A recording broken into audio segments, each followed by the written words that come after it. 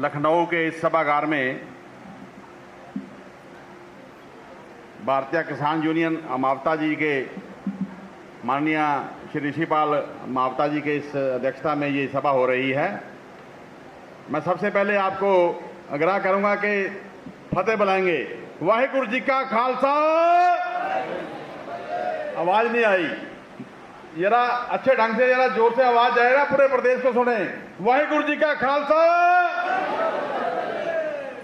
हमारे राष्ट्रीय अध्यक्ष ऋषिपाल मावता जी, ऋषिपाल मावता जी, राष्ट्रीय उपाध्यक्ष श्री गंगा प्रसाद जी यादव, श्री शिव कुमार काका जी, श्री दशरथ जी राजस्थान से आए हैं, दिलबाग सिंह हुड्डा जी प्रदेश अध्यक्ष हरियाणा, रविंद्र प्रधान जी, श्री अनीश कुमार गाजी राष्ट्रीय प्रवक्ता जी, श्रीमती रानी अवस्थी जी एंड श्रीमती रीना वर्मा राष्ट्रीय महिला अध्यक्ष किसान भारतीय किसान यूनियन मावता जी। मैं इन सभी का आभारी हूं, अभिनंदन करता हूं और मेरे को प्रसन्नता भी बहुत हुई कि इन्होंने मेरे को यहाँ निमंत्रण किया और आपके बीच में मेरे को बोलने का मौका मिला। आज पूर्वांचल से मेरे किसान भाई बहन बुजुर्ग माताएं आई हैं। मैं आपका भी बहुत आभारी हूं क्योंकि मैं खुद एक किसान हूं।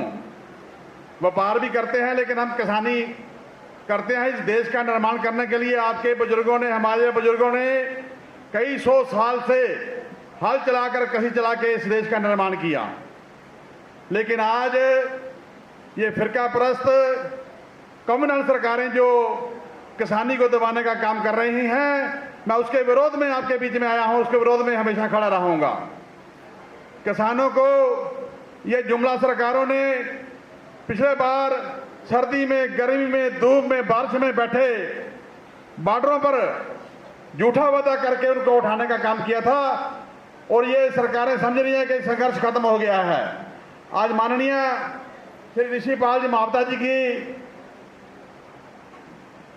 अध्यक्षता में ये जो प्रोग्राम है, आपके न्यूनतम समर्थन मूल्य की गारंटी का वादा करते हैं ये, क्योंकि किसानों को जब तक एमएसपी गारंटी नहीं मिलेगी ये सरकारें आपको गुमराह करती रहेगी और आपको दबाती रहेगी। साथ साथ माननीय अध्यक्ष जी से ये भी मेरी रिक्वेस्ट है कि कर्जा माफी और आर्थिक सहायता, जब तक किसानों को आर्थिक सहायता सरकार नहीं देगी, क्योंकि इन्होंने से इस सरकार ने, केंद्र सरकार ने ठेका ले लिया है कि बड़े बड़े कारपोरेट, बड़ी बड़ी कंपनियां के कर्जे माफ 16 लाख करोड़ 20 लाख करोड़ कर्जा माफ कर रहे हैं, लेकिन किसानों का बहुत चंद 2-4 लाख रुपए कर्जा है, माफ नहीं हो रहा। और किसानों के लिए सिंचाई की सुविधा का सुधार, माननीय अध्यक्ष जी, कई प्रदेशों में, कई हमारे हरियाणा पंजाब इधर भी सिंचाई की प्रॉब्लम है, नहरी पानी नहीं आ रहा, ये भी आवाज उठाने का काम करेंगे। बाजार में उचित मूल्य मिले, किसान को उसकी पैदावार का उचित मूल्य का भी काम करेंगे।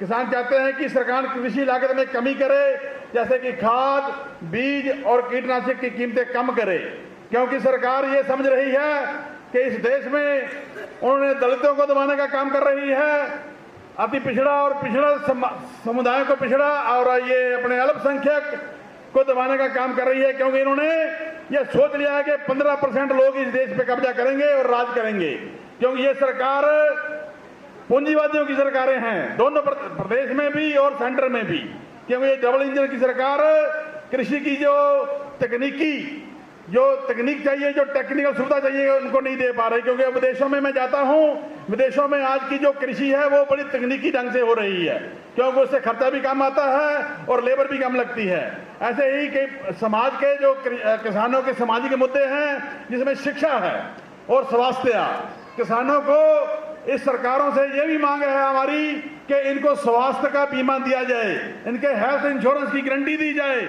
और साथ में शिक्षा। मैं किसानों आपसे बेनती करता हूं, भले ही आप कपड़ा कम डाल लें, सस्ता डाल लें, लेकिन मेरे भाइयों अपने बच्चों को पढ़ाने का काम करें। और खाने के लिए आपके पास थाली नहीं है तो हाथ पर रख के खाइए, क्योंकि शिक्षा एक ऐसा यंत्र है जो इस देश के रास्ते खोलता है, इस देश की प्रगति को और विकास को आगे बढ़ाता है। अगर हाथ पर रख के खाना खाना पड़े तो लेकिन अपने बच्चों को पढ़ाना जरूर है।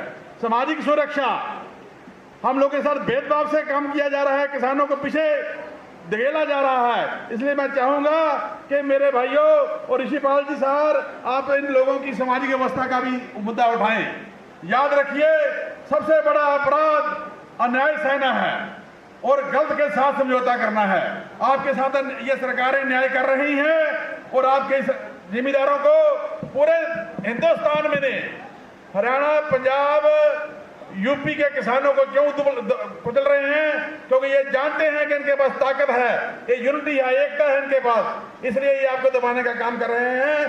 भाइयों, ये जो मैं कह रहा हूं कि अत्याचार जो हो रहा है, हमारे गुरुओं ने, गुरु गोबिंद सिंह ने, भगत कबीर जी ने ये कहा था, सूरा से पहचानिए जो लड़े दीन के हेत, पुरजा पुरजा कट मरे कभी ना छोड़े खेत। गुरु गोबिंद सिंह ने 4 बच्चे वार दिए आपके लिए, इस देश की आजादी के लिए अपने पिता को वार दिया, अपनी माता को वार दिया, लेकिन इस अहंकारी सरकारों के आगे हाथ नहीं जोड़े, उन्होंने अपना सब कुछ वार दिया।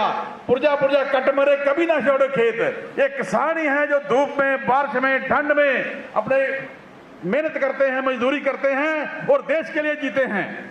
क्योंकि किसानों के अलावा सब लोग जितने पढ़े लिखे नौकरियां कर रहे हैं, प्रशासन के लोग सब सरकार के अधीन हैं। किसान ही एक ऐसा आदमी है सरकार के अधीन काम नहीं करता, अपना स्वतंत्र है, इसलिए उनको सरकारों के साथ लड़ना पड़ेगा, संघर्ष करना पड़ेगा, तभी जाके आपके वादे सरकार पूरे करेगी। नहीं तो सरकार गूंगी बैरी हो चुकी है, उन्होंने आपकी बात नहीं सुननी, उसको गूंगी बैरी के कान खोलने के लिए उनको घेरना पड़ेगा।